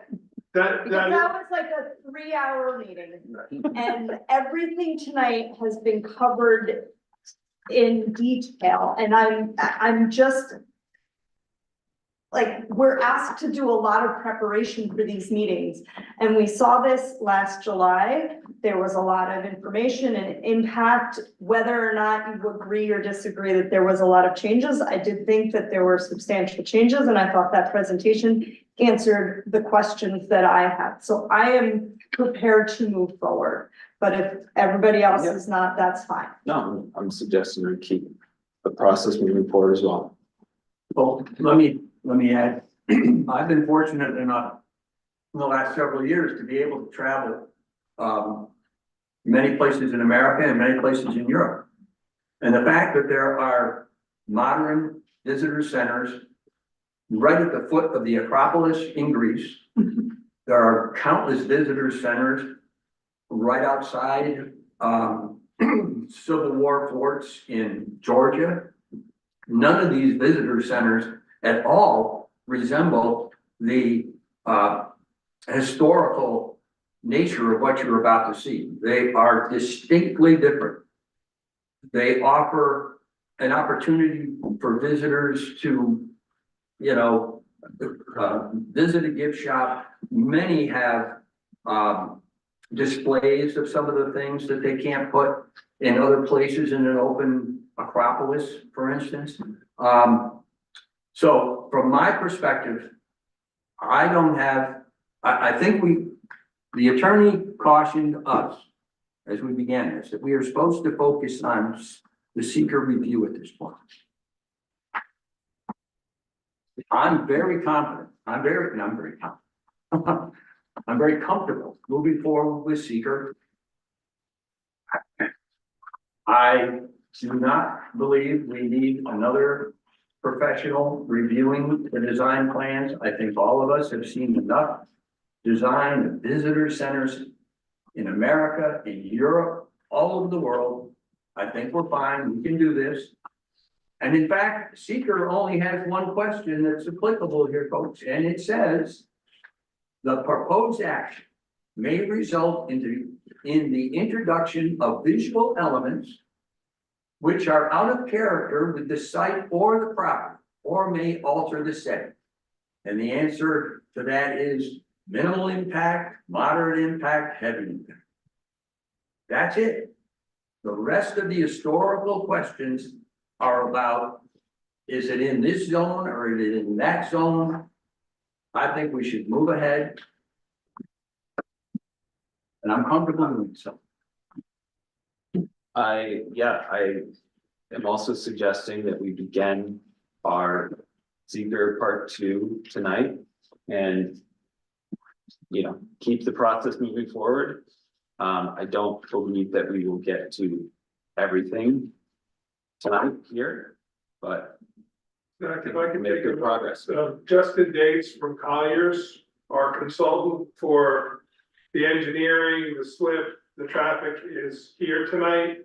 And I did include in everybody's packets, all the comment letters and then the applicant's response to the first set of comment letters. So anybody has any questions, you can reference to those. So I just wanted to introduce Justin and Thank point you. it out, so. And that's the letter that Joey was referring to earlier, that we agree with.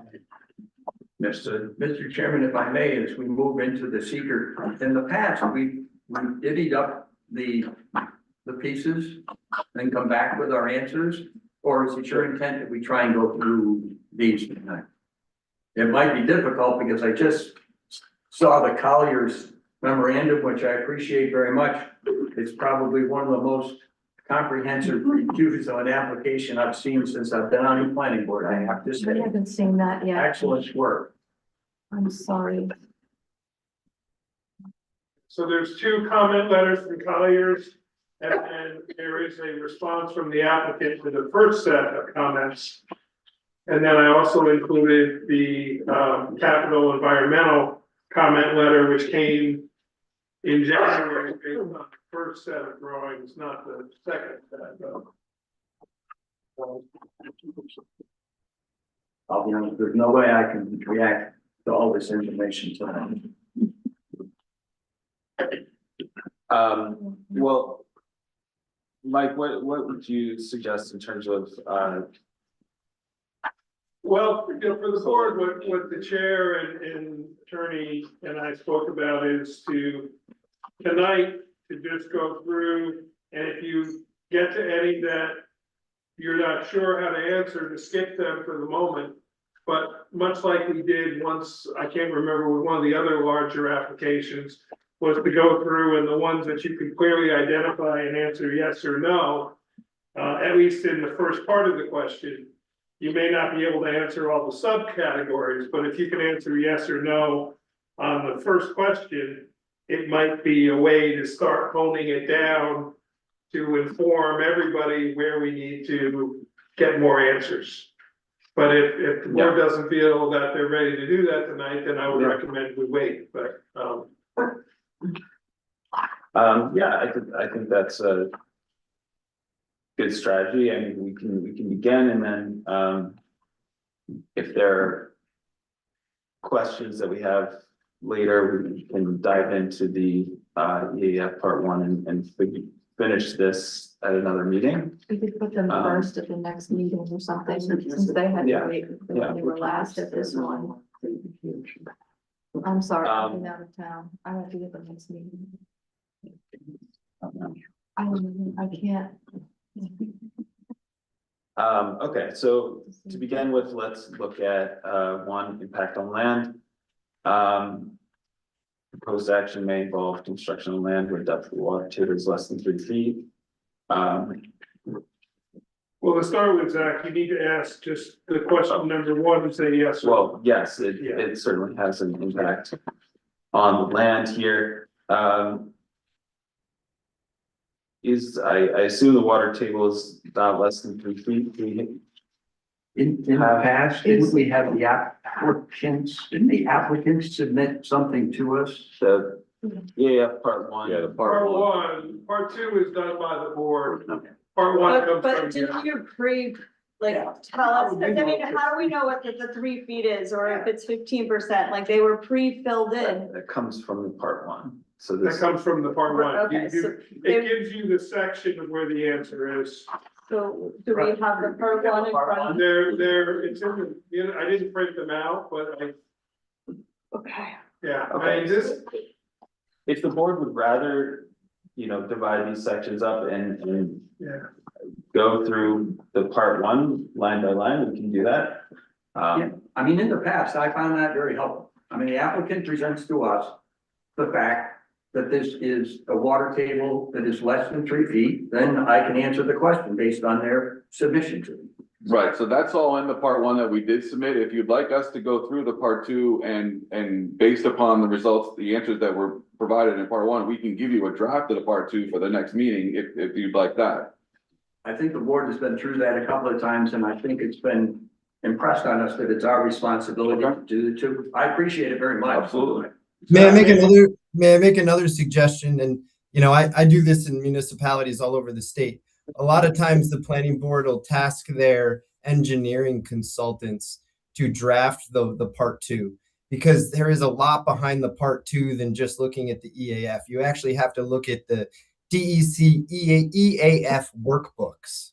And so what might be more a useful to your time is task Colliers with drafting a part two. That may or may not indicate to the applicant where additional information is required. But typically that is done where the planning board's engineering consultant would walk them through part two, and then for a discussion at a later meeting, and potentially the adoption of a secret negative declaration at that meeting as well. So that is also something that can be done and is incredibly common. The other option would be for each of the board members to take it home, do it at your leisure, come back to the next meeting where they pre-fill that one.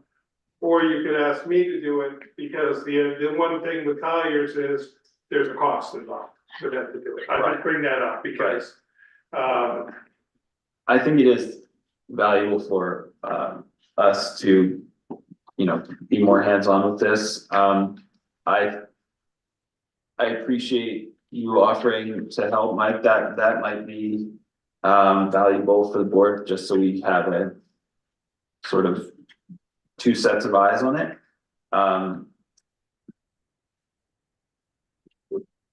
At this point, I think we should divide up the sections and you know, ask each of these members to complete the sections for the next meeting, and we can come back and complete it here. So there are, what is it, 16 sections? 18. For 5 members, well, hopefully Maureen, maybe we can give Maureen some sections as well.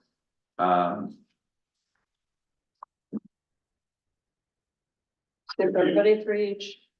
if you include the alternate, then that's three questions Yeah, per person. that's what I was going to suggest there. I already know I can't be here.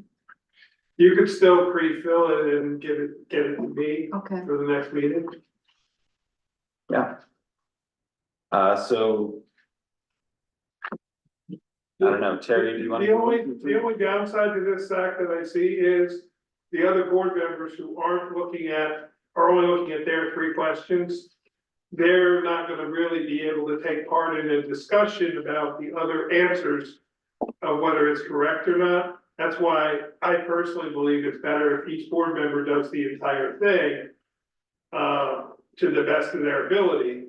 If you can't answer a question, you can't answer a question, but my concern is if you're only focusing on 3 questions, if you're getting one person's opinion on 3 questions and the other board members really aren't reviewing it.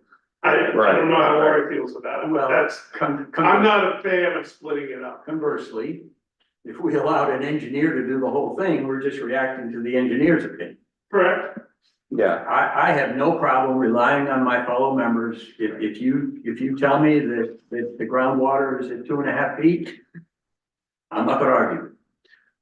and I mean, I still would like your input on it if, you know, you fill it out and then we have a couple. How about this? I'll fill one out completely. You Yeah. each can fill them out, whichever 3 questions, and then we can compare her notes. Go down the list. And Yeah, that's fine. Yeah, I'm just, yeah. Cause then it's not, I just feel that it's not the whole board doing it if one board member is, yeah. I mean, I don't think there's ever been a situation where the entire board has gone through all 18 pieces together, and it's just not realistic. Yeah. You actually did on the 147, 149, 151. I think In a meeting. in any situation though, having, you know, any member take it back and spend more time with it is better than having just sat here and done it, you know, without that. Agreed. Somebody sort of spent. the Okay, time. well, I can start this off by, I'll take impact on land, impact on surface water. I can do groundwater. Anybody see it? I think you skipped the geological features. I Yeah, have do you a wanna- geological piece. I understand water. I'll do geological features. I have a built-in expert. Okay, Well, I can do flooding as well, number 5. I pick 4. Of that. So Perry is doing 1, One, 3, and 3, 4 and 4, and 5. 5.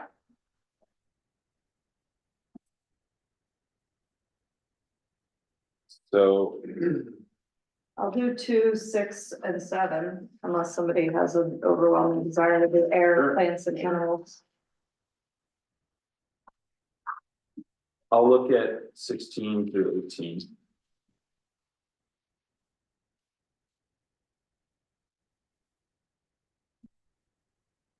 Rachel, do you want any? I don't know, I mean, Do you wanna just take what's left, 13 through 15 or? You know, 8, 9, and 10. yeah, that's great. 15 through 15. Oh Or my goodness, okay, I don't.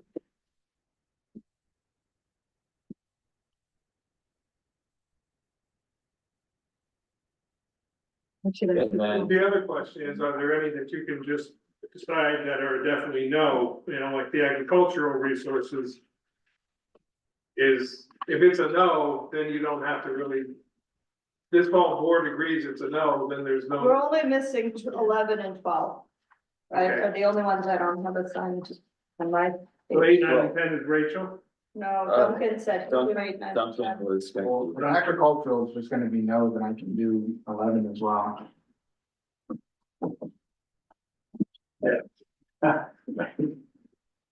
Thanks. I'll do 11 as well.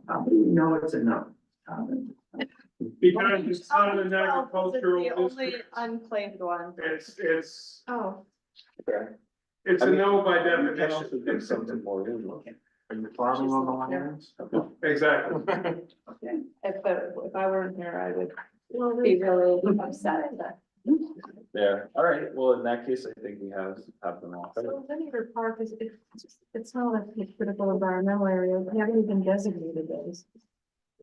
Well, yeah, so then that'll The be impact easier. on transportation is yes. So if it's a yes, then you'll need to look through. So so the board understands, in the number, 12, 13, 14, 15. Rachel. So in the numbered question, if you answer no, you don't answer any of the other questions. If you answer yes in the numbered question, then you answer everything below. Right, and if you go to the part 1, you can find the Right. letter in the space, what the Correct. applicant told us to help us solve that. And Okay, the part 1 is included in the Municipal Lab, and if anybody would like, I'm happy to print it out for you. okay. Was there already a copy of the part 1 printed out and given to us? Was there already a copy of the part 1 printed out and given to us? No, Okay, we don't normally because it saves on paper. If you need one, I'm happy to print it out for you, so you don't have to use your own paper. But it's in the Municipal Lab. it's in the If you work, if you have 2 computers, you can bring one on one computer and another. That works, Yeah, thank you. but if I can make the process easier for anybody, let me know. Thank you. Yeah. Okay.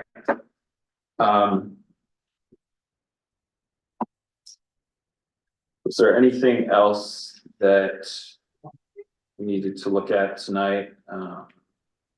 One thing, if I could just suggest one thing, I think what we've heard tonight is we've reduced the project to really what is bare bones necessary for the project. So we would like to get public input on from the public, additional public input in the form of a public hearing, and also refer the matter to the Ulster County Planning Department under general municipal law. So if the planning board could entertain those as well this evening, that would also help advance and the application process, and Ulster County Planning might give you some insights on the project as well. If the timing of this is that you're going to do this seeker at the very next meeting, Yeah, do the recommendation then, because you'll have more information. The county planning wants to see everything that you have ready to make a decision. Seeker would be one of those. So if you're gonna do the seeker at the next meeting, by referring it tonight or referring it 2 weeks from now is not gonna change. The county is not gonna review it until May. yeah, So that would be just from the calendar standpoint.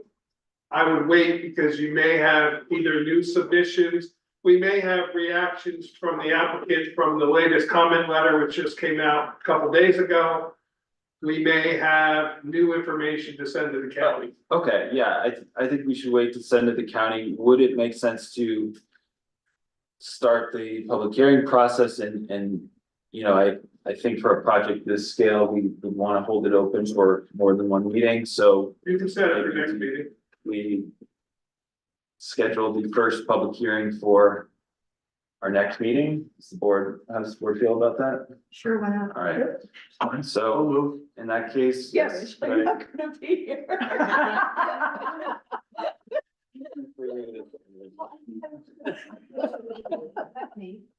All right, so we have a motion to set the public hearing for April 21st. Do I have a second? All in favor? Aye. All right.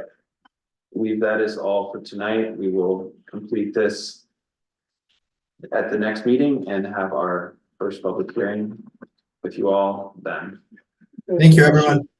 Does the board want me to specifically send this to the the HPC and ask for their comments for the next meeting as well? You might as well. Then they can help inform the seeker part. Yes, I think that would be helpful if we're not going to have a, you know, specific architectural expert, then at least, you know, we can get their latest specific thoughts. Do you want to do a motion on that just to make? Sure, motion to refer this to the HPC. So move. Second. All in favor? Aye. All right. I think that's all for me. Okay, thank you very much. Thank you. There'll be a motion to adjourn. Second. All in favor? What?